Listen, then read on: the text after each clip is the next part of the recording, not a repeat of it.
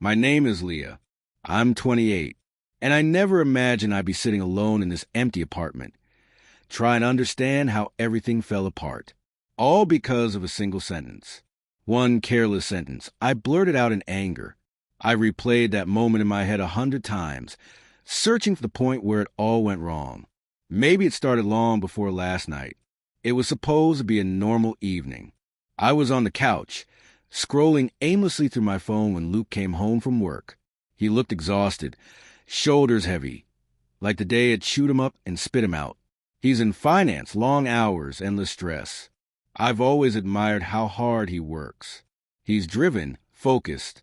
But lately, something between us had shifted. It was subtle at first. Quiet pauses where laughter used to live. The way he sometimes looked at me like I was a stranger. I noticed. I just didn't say anything. When he walked through the door, he dropped his shoes off, let out that familiar sigh. The sound of relief that always made me feel safe. His tie was loose, briefcase in hand. He looked so tired. "Hey," he said with a small smile. "What's for dinner?" I didn't even glance up. I don't know, maybe later. I didn't feel like cooking today. I thought he'd joke, maybe suggest takeout. Instead, he just looked at me. Then quietly, "You've been home all day, Leah." It wasn't the words. It was the tone, drained, frustrated. Something in me snapped. "So you think staying home all day is easy?" My voice came out sharper than I meant. Luke didn't raise his voice. He never did. That was his way, calm, steady, almost too quiet when upset. He just said, "I'm not asking for a 3-course meal. Just something." It was so small, so ordinary. But my pride got the better of me. My chest burned, my hands shook, and before I could stop myself, I said the worst thing I could have said. Maybe if you made as much as Adam, I'd feel more motivated to cook. Adam, my ex, the one who still haunted the corners of my thoughts, even though I never admitted it. The one with the money, the influence, everything Luke didn't have. I hadn't planned to bring him up, but in my anger it spilled out. Silence.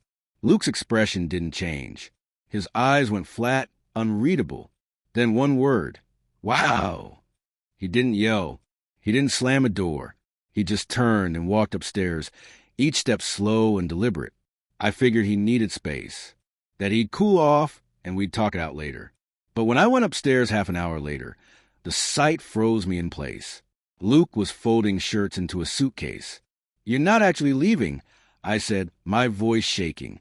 I tried to laugh, but it came out wrong, nervous, desperate. "I don't want to do this anymore, Leah."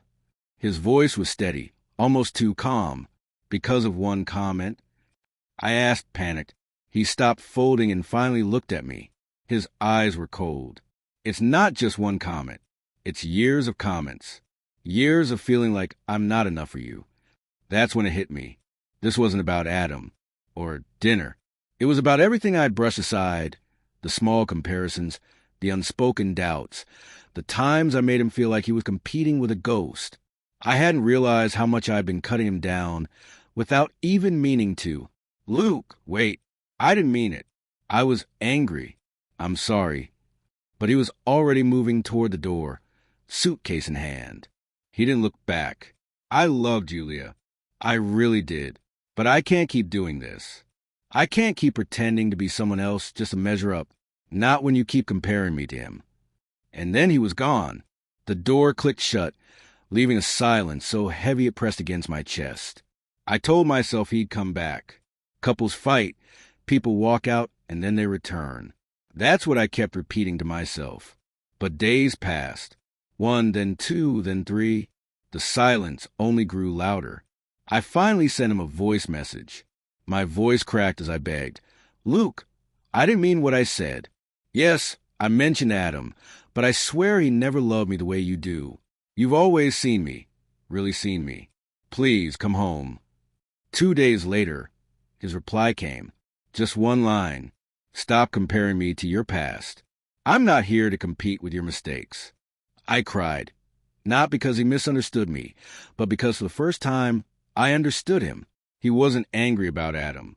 He was broken by the fact that even after everything we built, he still felt like second place in my heart. It's been a week now. I heard he's staying with his brother. No other woman. No shouting. Just distance. And somehow that feels worse, because it means he's really thinking, and I can't control what comes next. I miss him, not just the Luke who made me laugh, but the Luke who sat up with me when my anxiety kept me awake. The Luke who held me together when everything felt like it was falling apart. The Luke who kept trying to be enough, even when I made him feel like he wasn't. If you've ever let pride drown out love, if you've ever thrown words like knives and regretted it later, hear me. Fix it before it's too late. Before silence becomes permanent. Before, I didn't mean it, stops mattering. Because I thought he'd come back. But he hasn't. And now, I don't know if he ever will.